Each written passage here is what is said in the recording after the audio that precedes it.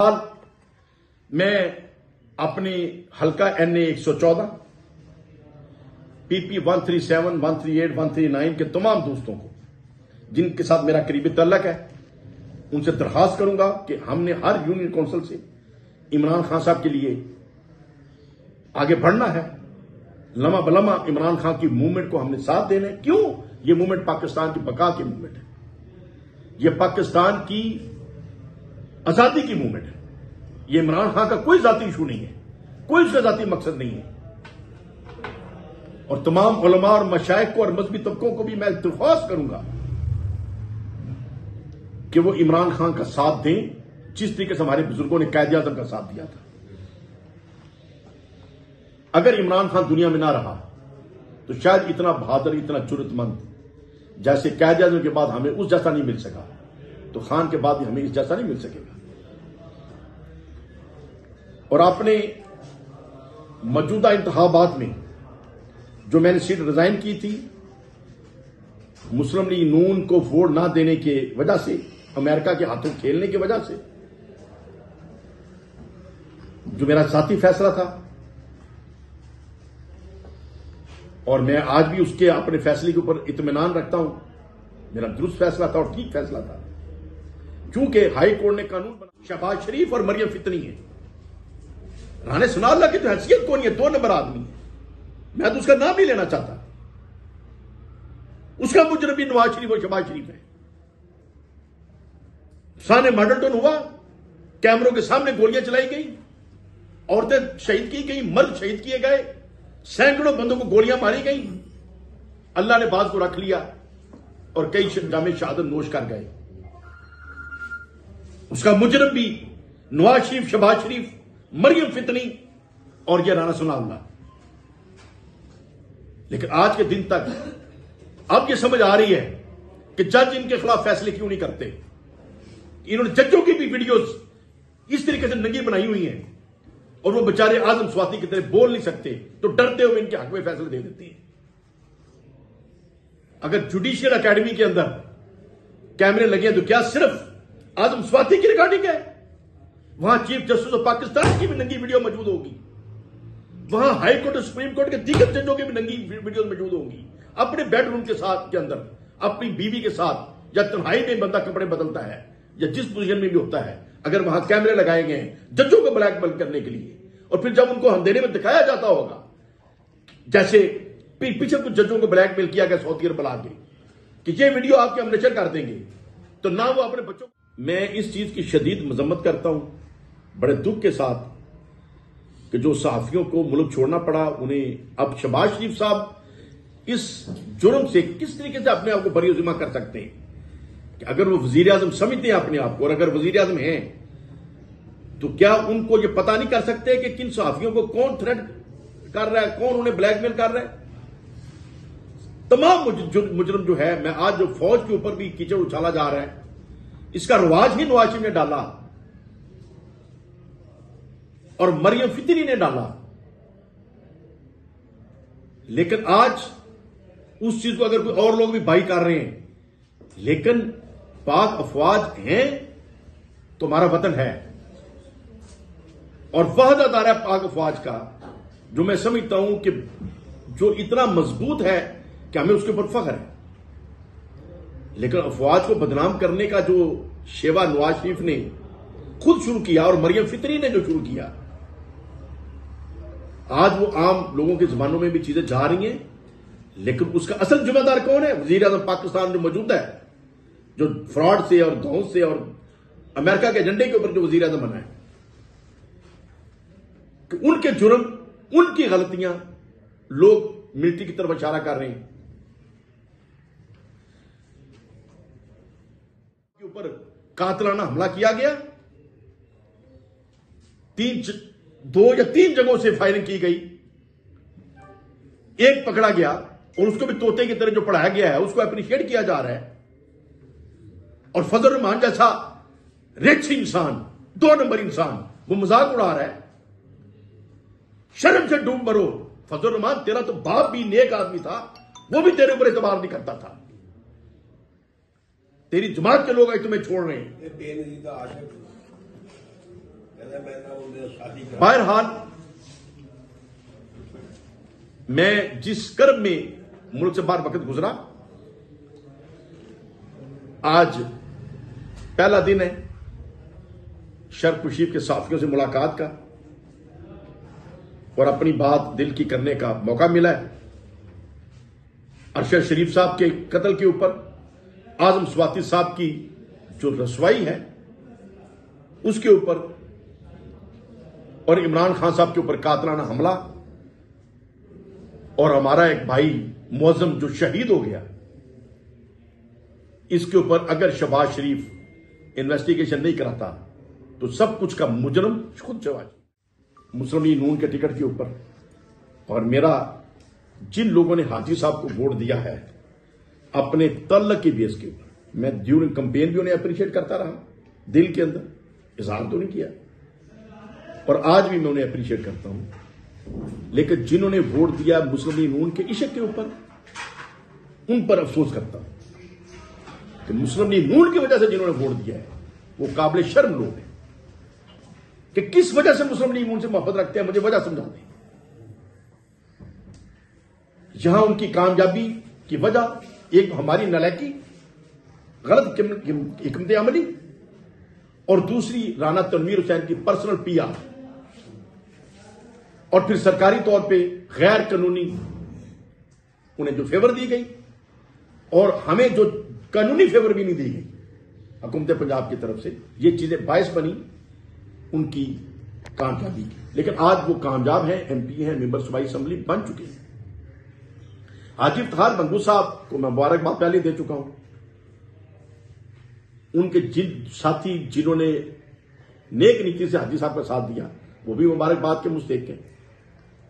ان کے بیٹوں کے ساتھ میرا اچھا تعلق ہمیشہ رہا ہے، جب سے رہا ہے اچھا تعلق رہا ہے۔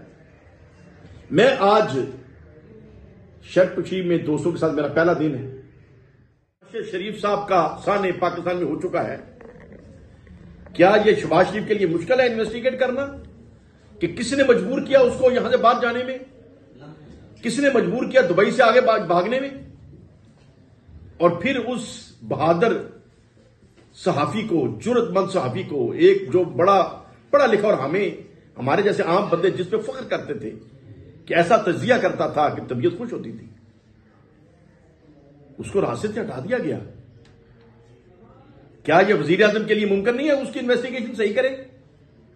میں کہتا ہوں یہ سب کچھ ہم مجرم خود شہباز شریف اور مریم فتنی ہیں، اور رانا سنالو ہے ہی اجرتی قاتل، 2 نمبر آدمی ہے، اجرتی قاتل ہے، جس کی وٹنس عابد شیر علی بھی ہیں، چودھری شیر علی بھی ہیں، جو اس کے شہر کے لوگ ہیں، اور نواز شریف نے اس کو کیوں رکھا ہوا ہے کہ ایک ٹگے کا 2 نمبر آدمی ہے، جو پیسہ دکھائے گا ناچے گا، جو پیسہ دکھائے گا ناچے گا، کیونکہ چودھری شیر علی کم از کم ہر ایک آگے نہیں ناچ سکتا، ہر ایک آگے نہیں ناچ سکتا۔ میں کہوں گا کہ آج جو حالات ہو چکے ہیں اور پھر اعظم سواتی صاحب کے ساتھ جو ظلم کیا گیا، شرمناک جو حرکتیں کی گئیں، اس کے اندر جو بھی ملوث ہے، اگر کوئی جرنیل ملوث ہے بلا تفریق اس کو انویسٹیگیٹ ہونا چاہیے۔ اگر انویسٹیگیشن نہیں ہوتی تو اعظم سواتی کا مجرم بھی شہباز شریف اور مریم فتنی ہے۔ رانا سنالہ کی تو اوقات ہی کوئی نہیں ہے، وہ تو کرائے کا آدمی ہے، اس کا کیا نام لینا؟ اصل مجرم مریم فتنی ہے، جس نے نواز شریف نے شرافت سے اپنا وقت گزارا تھا، لیکن اس لڑکی نے اس خاندان کو بھی رسوا کیا، پاکستان کو بھی رسوا کر رہی ہے۔ لیکن سمجھنا ہوگا مسلم لیگ نون کو بھی سیاسی اختلافات اپنی جگہ پر، مجھے جب ان سے محبت تھی تو دل سے محبت تھی، جب اختلاف ہوا تو سیاسی اختلاف ہوا، لیکن آج ان سے نفرت ہو چکی ہے، اور نفرت کی پہلی وجہ غازی ممتاز قادری رحمۃ اللہ علیہ کی شہادت، اور آج جو نفرت کی انتہا ہو گئی ہے مریم فتنی کی ان حرکتوں کی وجہ سے کہ لوگوں کو بلیک میل کرنے کے لیے ججز کی تصویریں اتروانا، سیاستدانوں کی تصویریں اتروانا، مختلف لوگوں کی بلیک میل کر کے تصویریں رکھنا، یہ رواج کسی نے ڈالا؟ مریم فتنی نے ڈالا۔ اور اس جیسے لوگوں کو جو لیڈر مانتے ہیں، میں ان کو کہوں گا کہ شرم سے ڈوب مریں. یہ فطری آپ کی لیڈر ہے جو لوگوں کو بلیک میل کرتی ہے. آج آدم سواتی کے ساتھ جو ہوا, ہمیں شرم. ایک فارمولا دینے لگا ہوں, اگر انسان ہے, اگر اپنے باپ کی شرافت کو قائم رکھنا ہے تو میاں شہباز شریف اپنے تمام بچوں کو لے کر مینار پاکستان کی گراؤنڈ میں آ جاؤ. آزم سواتی بھی مینار پاکستان کی گراؤنڈ میں آتا ہے اپنے تمام بچوں کو لے کر. دونوں میدان سارے خالی کر دیے جائیں اور وہاں کھڑے ہو کر دعا مانگے سامنے قرآن پاک رکھ کر کہ یا اللہ, آزم سواتی کہے گا جو میں نے کہا ہے کہ میرے ساتھ یہ ظلم فلاں نے کیا, اگر میں جھوٹ بول رہا ہوں تو ابھی میرے بیوی بچوں سمیت مجھے غرق کر دے. اور شہباز شریف بھی یہ دعا مانگے کہ یا اللہ, اگر اس نے جو کیا ہے یہ جھوٹ بول رہا ہے, اگر یہ سچ بول رہا ہے تو مجھے غرق کر دے. سچ اور جھوٹ کا نتارا ہو جائے گا, کوئی عدالت اس کا فیصلہ نہیں کر سکتی. اس کا فیصلہ مبالغے کے ذریعے ہوگا. اور اگر شہباز شریف اپنے آپ کو سچا سمجھتا ہے تو اپنے بیوی بچوں کو لے کر مینار پاکستان کے گراؤنڈ میں پہنچے. آزم سواتی صاحب بھی اپنے بیوی بچوں کو لے کر مینار پاکستان کے گراؤنڈ میں پہنچے اور اپنے بچوں کے سر پہ ہاتھ رکھ کر وہ یہ کہے کہ میں اور میری حکومت کے تمام افراد, تمام ادارے بے قصور ہیں. آزم سواتی جو کہہ رہا ہے جھوٹ بول رہا ہے. اگر آزم سواتی سچ, میں سمجھتا ہوں یہ جو چہرہ شریف خاندان کے سامنے آیا ہے, اتنا گندا گھنونا چہرہ کسی سیاسی خاندان کا اس سے پہلے پاکستان نے نہیں دیکھا. کہ یہ اپنی ذات کے لیے, اپنے ذاتی مفادات کے لیے, مجھے حیرت ہوتی ہے کہ آپ کو چاہیے کیا ہے. جتنا آپ نے لوٹ لیا اس ملک کو, جتنا آپ نے اندھا دودھ مال جمع کر لیا ہے جائز نجائز طریقوں سے, اور کیا چاہیے آپ کو؟ ملک سے باہر چلے گئے, دفع ہو جائیں, جا کے عزت سے رہیں, سکون سے رہیں, کھائیں قسموں کو. لیکن آپ کو نہ شرم ہے نہ حیا ہے. ہم لوگوں کو ننگا کر رہے ہیں, لوگوں کی عزتیں اچھال رہے ہیں. سیاسی اختلاف آپ برداشت نہیں کر سکتے. آپ جو سیاست کر رہے ہیں سراسر آپ ہندوؤں کے جھنڈے کے اوپر اور امریکہ کے جھنڈے کے اوپر, ملک کے دشمنوں کے جھنڈے کے اوپر چل رہے ہیں. اور جب میاں نواز شریف صاحب نے سٹیل مل بنائی تھی جدے میں, اور اس سٹیل مل کے اندر ایک بھی پاکستانی انہوں نے بھرتی نہ کیا, سب انڈیا کے لوگ بھرتی کیے. میں اس وقت بھی ڈاؤٹ ہو گیا تھا کہ یہ سٹیل مل جدے میں بنانا کوئی بری بات نہیں ہے. جلا وطنی میں آپ نے پیسے ساتھ لے گئے, ٹھیک ہے, آپ کے اگر آپ جائز تھے تو آپ کا حق ہے. لیکن وہاں پاکستانیوں کو تو جگہ دی. 10-12 دن ملک سے باہر گزرے ہیں اور کل رات 6 نومبر کی رات پاکستان پہنچا ہوں.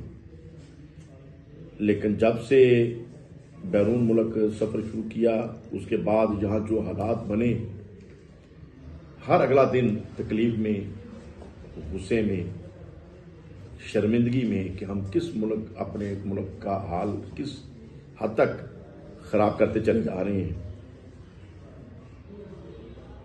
سب سے پہلے تو ہمارے جو صحافی برادری میں ساتھیوں کے ساتھ جو اس شہباز شریف دور میں ظلم ہوا, انہیں جو ذہنی ٹارچر کیا گیا اور توہین امیز جو حرکات کی گئیں, میں سمجھتا ہوں اس سے پہلے یہ تماشا نہ ہم نے سنا تھا نہ دیکھا تھا. اور شہباز شریف کو اگر اس بات کے اوپر شرمندگی محسوس نہیں ہو رہی تو پھر جو میں خیالات ان کے بارے میں بنا چکا ہوں اس کا اظہار کرنا شاید سننا کسی کے برداشت میں نہ ہو. درست نہیں تھی, لیکن میں اس کے خلاف جانا نہیں چاہتا تھا کہ یہ نظر آنا تھا کہ میں اپنی سیٹ کے لیے لالچ کر رہا ہوں, اور اس قانون کو میں مانتا بھی نہیں تھا. اور پھر جب وہ مجبور کر دیا گیا ہائی کورٹ کی طرف سے کہ آپ نے ہر صورت اس پارٹی کو ووٹ دینا جس کے ٹکٹ پہ آپ بنی ہیں, تو جب میں ووٹ نہیں دینا چاہتا تھا تو میرے پاس ایک ہی راستہ تھا, میں ریزائن کر دوں. اور میں نے خود عمران خان صاحب کو انفارم کیا، چودھری فواد صاحب کو انفارم کیا، محمد الہی صاحب کو انفارم کیا، اور جا کے میں نے ریزائن کر دیا۔ اس کے بعد ہمارے اس علاقے کے اندر جو انتخابات ہوئے، جس طریقے سے عمران خان صاحب پورے پاکستان میں تمام سیٹیں جیت گئے، اور ایک ملتان والی سیٹ لوز ہوئی، ایک شرف شریف کی لوز ہوئی، میں سمجھتا ہوں اگر ان 2 سیٹوں پر بھی خود عمران خان ہوتے تو اسی طریقے سے کامیاب ہوتے جس طریقے سے باقی سیٹوں پہ کامیاب ہوئے۔ یہاں کمپین کے اندر کچھ ہمارے ٹیم کی حکمت عملی کی غلطیاں تھیں، چونکہ میں خود کینڈیڈیٹ نہیں تھا، میں بتا ہی سکتا تھا، بتاتا رہا، لیکن میری بتائی ہوئی چیزوں پہ عمل نہ کیا گیا، اور جو ٹیم الیکشن مینج کر رہی تھی ان کی کافی غلطیاں تھیں۔ اور دوسری طرف رانا تنویر حسین صاحب کی پرسنل پی آر اور پرسنل ان چیزوں کی مذمت کریں اور عمران خان کی حق بات کو حق کہیں۔ اگر حاجی اطہار بنگو صاحب اس صورت کا مظاہرہ کریں تو میں گارنٹی سے کہتا ہوں کہ اگلا الیکشن خود میں حاجی اطہار بنگو صاحب کو ان کا نومینی بھی میں بن سکتا ہوں اور ان کا ورکر بھی میں بن سکتا ہوں۔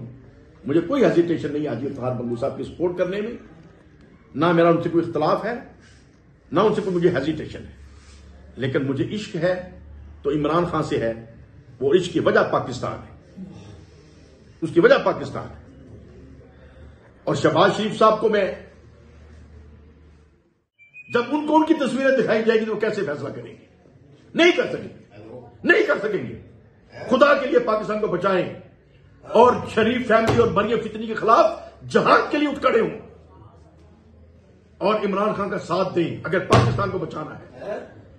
اور پاک افواج جو ہمارے پاکستان کا سر ہے، ہمارے پاکستان کا جو حسن ہے، ہمارے پاکستان کا جو وقار ہے، پاک افواج کے اندر بھی اگر کوئی کالی بھیڑے ہیں تو ان کو الگ کرنا پڑے گا، ان سے چھٹکارا لینا پڑے گا، اور کمینے لوگوں سے پاک افواج کو پاک کرنا ہوگا۔ پاکستان زندہ باد، پاکستان۔ کہ وہ قومی سیاست کو چھوڑ کے خاندانی سیاست انہوں نے شروع کی، اور میں سمجھتا تھا کہ یہ حب الوطنی نہیں ہے۔ ان کی سیٹ کے اوپر ممبر ہونے کے باوجود ان سے اختلاف رہا اور کرتا رہا۔ عمران خان صاحب کی جرتوں کو اپریشیٹ کرتا تھا اور کرتا رہا، لیکن آج میں اللہ کا لاکھ لاکھ شکر ادا کرتا ہوں کہ میں نے ان کے اس روپ کو دیکھنے سے پہلے ہی ان کی پارٹی سے ریزائن کر دیا، ان کے ٹکٹ سے ریزائن کر دیا۔ ان کی پارٹی میں تو میں شامل ہوا ہی نہیں تھا، لیکن ان کے ٹکٹ سے بھی میں نے ریزائن۔